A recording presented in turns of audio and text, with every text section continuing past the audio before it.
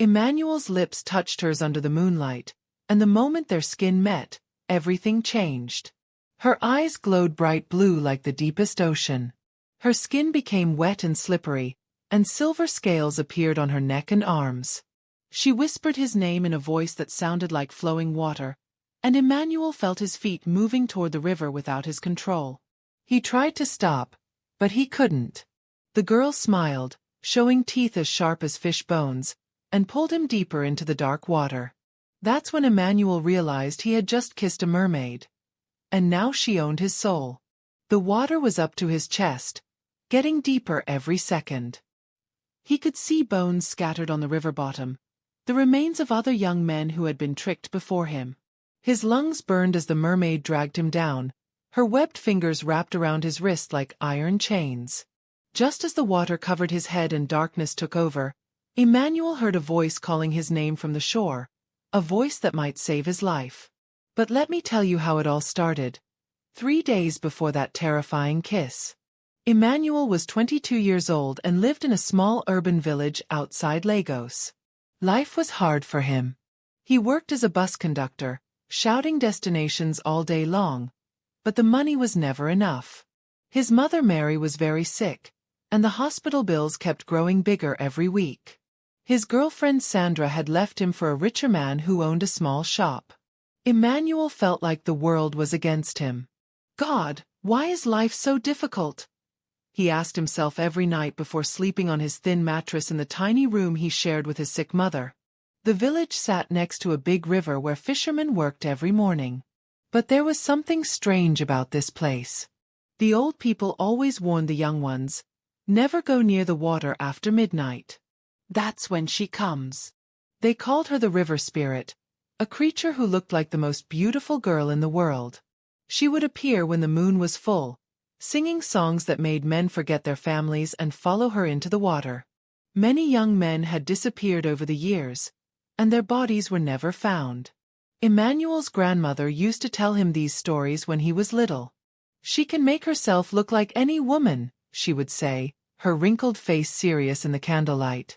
But you can always tell it's her by her eyes. They shine like stars in the water. And her skin is always cold like ice. Emmanuel never believed these stories. He thought they were just old tales to scare children. But everything changed on that Tuesday night. He was coming back from work very late, around 11 p.m., when he saw her sitting by the river. She was the most beautiful girl he had ever seen. Her skin was smooth like silk, her hair was long and black, and she wore a simple white dress that seemed to glow in the darkness. She was crying soft tears that sparkled in the moonlight. Emmanuel's heart felt heavy seeing her pain. Even though he was tired and hungry, he couldn't just walk away from someone who was hurting. His mother had taught him to always help people in need, no matter how difficult his own life was. "Sister, are you okay?" he called out softly, walking closer to the water's edge. The girl looked up at him, and Emmanuel felt his breath catch in his throat. Her eyes were the most beautiful things he had ever seen, like looking into clear water under sunlight. But there was something else. Something that made his heart beat faster and slower at the same time. "I'm lost," she said, her voice like sweet music. "I don't know how to get home." Emmanuel sat down next to her on the sand, keeping a respectful distance. "Where do you live? I can help you find your way." She smiled, and Emmanuel felt like the sun had come out in the middle of the night. "You're very kind," she said. Most people would have walked away from a crying stranger. "My name is Emmanuel," he said, feeling brave suddenly. "What's yours?" "You can call me Grace," she replied, still smiling that beautiful smile that made his heart skip. They talked for hours under the stars. Grace told him she was new to the village, that she had come from far away looking for work. She listened to all of Emmanuel's problems. His sick mother, his money troubles, his loneliness after Sandra left him. She didn't judge him or make him feel ashamed. Instead, she made him feel like he was the most important person in the world.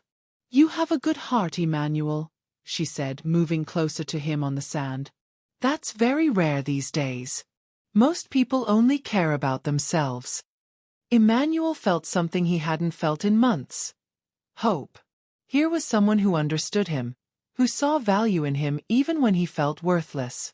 As the night grew darker, he found himself falling for this mysterious girl who had appeared when he needed someone most. The moon was full and bright, reflecting on the water like a silver mirror. Grace's skin seemed to glow in the moonlight, and her eyes sparkled like diamonds. Emmanuel had never felt so drawn to anyone in his life. It was like she was calling to his soul. "I should go home," he said, but he didn't move from where he sat. "Not yet," Grace whispered, reaching out to touch his face with her hand. Her fingers were surprisingly cold, like she had been swimming in ice water. "I have something important to tell you first." Emmanuel's heart raced like a drum in his chest. Was she going to say she liked him too? After all the pain and rejection he had faced, was life finally giving him something good? Grace leaned closer, so close he could feel her breath on his face. It smelled like the ocean, salty and deep and mysterious.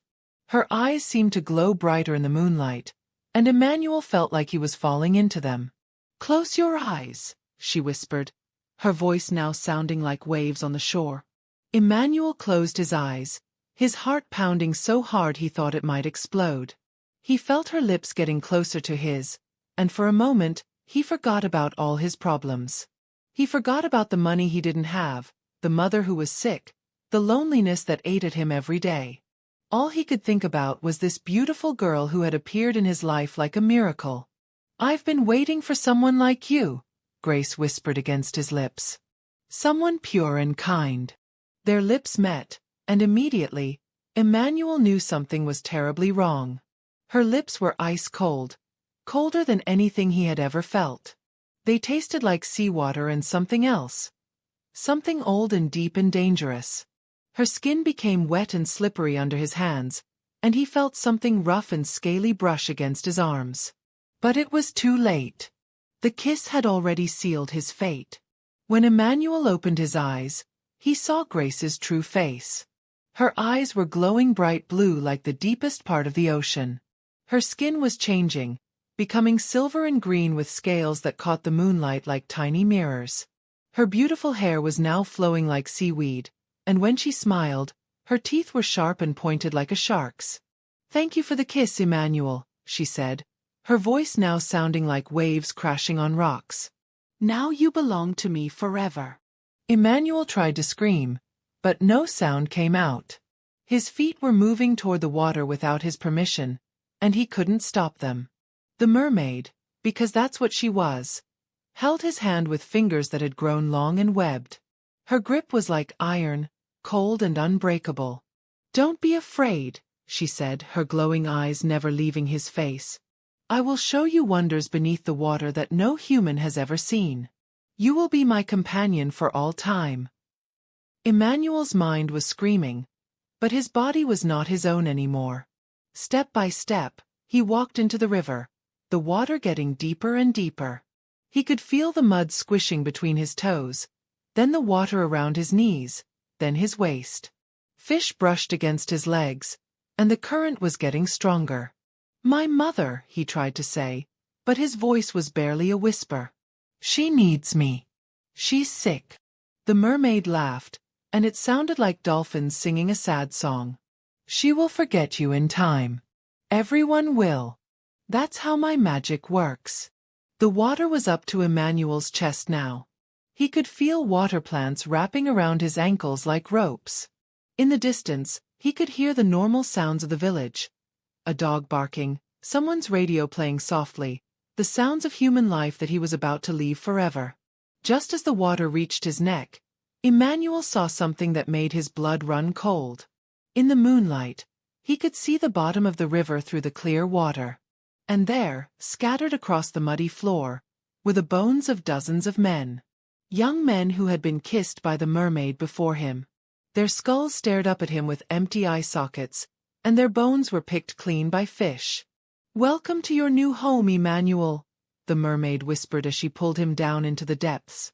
The last thing Emmanuel saw before the water covered his head was the full moon reflecting on the surface above him, getting smaller and smaller as he sank deeper into the darkness. His lungs burned as he tried to hold his breath, but the mermaid's magic was too strong. He felt his consciousness slipping away, and he knew that soon he would join the other bones on the bottom of the river. But just as everything went black, Emmanuel heard something that changed everything. A voice calling his name from the shore. A voice he recognized.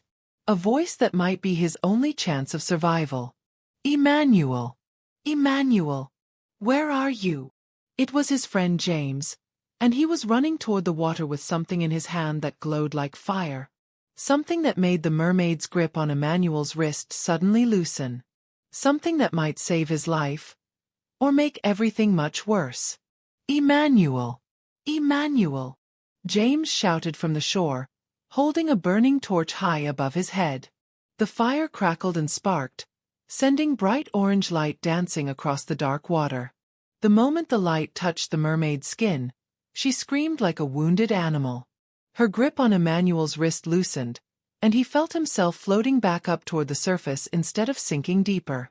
The mermaid's beautiful face twisted with pain and anger as the firelight burned her scales. "Fire!" she hissed, her voice now sounding like angry waves. "The one thing that can hurt us." Emmanuel's head broke through the water surface, and he gasped for air, coughing up river water. James was running into the water, not caring that his clothes were getting soaked. He held the torch toward the mermaid, who was backing away from the flames. "Stay away from my friend," James shouted bravely, even though his voice was shaking with fear. The mermaid looked at Emmanuel with her glowing blue eyes, and for a moment, he saw something that surprised him. She looked sad, not angry. "You don't understand," she said, her voice becoming softer. "I'm not the monster you think I am." James helped Emmanuel stand up in the shallow water, both of them keeping their eyes on the mermaid. Emmanuel was confused. This creature had tried to drown him, but now she looked lonely. "Then why did you try to kill me?" Emmanuel asked, his voice still weak from nearly drowning. The mermaid's scales began to fade, and she looked more human again. Her long hair floated around her like seaweed, and tears ran down her cheeks. "I wasn't trying to kill you. I was trying to save you." "Save me?" Emmanuel couldn't believe what he was hearing. "You dragged me underwater." "Listen to me," the mermaid said, moving closer but staying away from James's torch. "My name is not Grace. It's Marina. I've been trapped in this river for 100 years because of a curse." James and Emmanuel looked at each other, not sure if they should believe her. Marina continued, "Long ago I was human like you. I lived in this village with my family. But I fell in love with a prince from the Water Kingdom.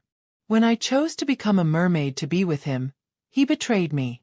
He left me trapped between two worlds, not fully human, not fully mermaid." "That's a sad story," Emmanuel said carefully. "But why did you try to drown me?" "The curse can only be broken by true love's kiss," Marina explained, her voice full of pain. "But not just any kiss. It has to be from someone who loves me for who I really am, not just my beauty. Someone pure and kind." Emmanuel felt his heart beating fast. "But you were taking me underwater. I would have died." Marina shook her head. "No, you wouldn't have. I was taking you to my underwater palace. You would have been able to breathe there, and we could have been together forever. But I needed to know if you truly loved me first." "That's crazy," James said, waving his torch. "You can't just kidnap people." Marina looked down at the water, ashamed. "I know it was wrong. But I've been alone for so long. When I saw Emmanuel's kind heart, how he stopped to help a crying stranger, I thought maybe he was the one who could break my curse." Emmanuel felt sorry for her, but he was also still scared. "Why didn't you just tell me the truth?" "Because no one would believe me," Marina said sadly. "And if they did, they would run away. Who would choose to love a cursed mermaid?" James kept the torch between them and Marina. "So what happens now? Are you going to let us go?" Marina nodded slowly. "Yes. I see now that love cannot be forced. It must be chosen freely. She looked at Emmanuel with hope in her glowing eyes. But Emmanuel, if you ever want to see me again, come to the river at midnight when the moon is full. I'll be waiting. Emmanuel felt confused. Part of him was angry that she had tricked him, but another part felt sorry for her loneliness. Marina, I need time to think. I understand, she said, and her voice was the saddest sound he had ever heard. But remember, kindness like yours is rare. You saw me crying and stopped to help. That's the kind of heart that can change the world. As she spoke, Marina began to fade like mist. Her scales sparkled one last time in the torchlight, and then she was gone, leaving only gentle ripples on the water. James helped Emmanuel walk back to shore, both of them shaking from cold and fear. Are you okay? James asked. Emmanuel nodded, but he wasn't sure he was telling the truth. His mind was full of questions. Had Marina really been trying to save him? Or was it all a trick? Over the next few days, Emmanuel couldn't stop thinking about the mermaid. He told his mother about what happened, and she listened with wide eyes. My son, she said, holding his hand, sometimes the most broken people need love the most. But love must be your choice, not something someone forces on you. Emmanuel thought about Marina's sad eyes and her story of being trapped between two worlds. He thought about how she had let him go when she could have kept him prisoner. Maybe she really was just lonely, not evil. A week later, Emmanuel made a decision. He had been saving money for his mother's medicine, but she was getting better with the help of some local herbs. On the next full moon, he went to the river at midnight. Marina was there, sitting on a rock, looking more beautiful than ever. But this time, Emmanuel wasn't afraid. You came back, she said, her voice full of surprise and joy. I came to tell you something, Emmanuel said, sitting beside her. I forgive you for tricking me. I understand you were lonely and scared. Marina's eyes filled with tears. Thank you. That means more to me than you know. But I also want to tell you something else, Emmanuel continued. I can't be your true love. My heart belongs to helping people in my village. But I can be your friend. Marina smiled, and for the first time, it was a real smile, not the magical one she had used to trick him. A friend. I haven't had one of those in 100 years. Every full moon, I'll come and visit you, Emmanuel promised. We can talk, and you won't be alone anymore. As Emmanuel spoke these words of friendship and kindness, something magical happened. Marina's scales began to sparkle and fade. Her mermaid tail became human legs. The curse was breaking, but not because of romantic love, because of something even more powerful. True friendship and genuine care. I'm free, Marina whispered, touching her human legs in wonder. The curse is broken. Emmanuel smiled. Sometimes the love that saves us isn't the love we expected. From that day forward, Marina lived in the village as a normal human. She became like a sister to Emmanuel, helping him take care of his mother and working with him to help other people in need. Emmanuel learned that the greatest magic of all wasn't in fairy tales or curses. It was in the simple act of showing kindness to someone who needed it most. And whenever children in the village heard their story, they learned an important lesson. True love comes in many forms, and sometimes the most powerful magic is just being a good friend to someone who is lost and alone. Dear viewers, what do you think about this story? When Marina dragged Emmanuel to the bottom of the water, do you think she really meant not to kill him, but human being can survive underwater for long? Leave your comments in the comment section and share this story to loved ones and friends. Please like, subscribe to my channel.